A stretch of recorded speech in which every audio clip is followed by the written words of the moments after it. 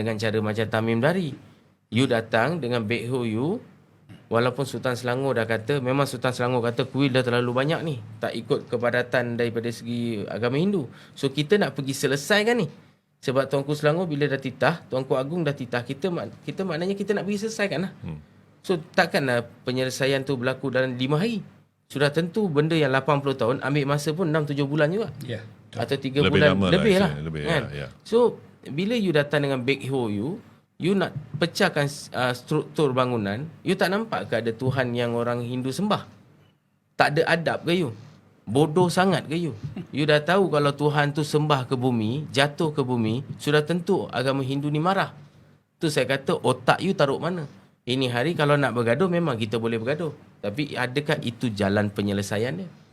Kan? Kita ambil iktibar daripada kuil sivil. Jangan benda yang sama berlaku. Kan? So bagi saya tindakan Tamim Bahri ni bagi saya biadab.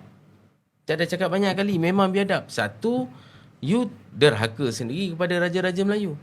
Sebab Raja Melayu dah kata jaga kaum, keharmonian dan sebagainya. Kalau you nak pecahkan struktur tu, kenapa nak lewat-lewat malam? Buat tengah hari je lah. Orang ramai boleh nampak. Kan? Apa niat you sebenarnya? Dan siapa Yayasan Kubra? Adakah ada personal touching dengan Datuk Seri Anwar Ibrahim? I'm so sorry about that. Benda ni semua, minta maaf, bukan politik, bukan sokong Anwar Ibrahim, no. But the fact is, the bullet now, daripada kiri, kanan, depan, belakang pergi kat Anwar Ibrahim.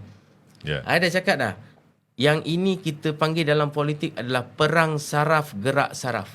Benda ni ramai tak tahu. Isu sentimen kaum adalah bullet yang terakhir untuk menjatuhkan mana-mana Perdana Menteri yang duduk kat situ. Sebab apa? You backup agama Hindu, you akan salah. Betul. You backup agama Melayu, you akan salah. So you nak duduk mana? Kalau you perasan banyak menteri atau mantan Perdana Menteri diam dalam isu.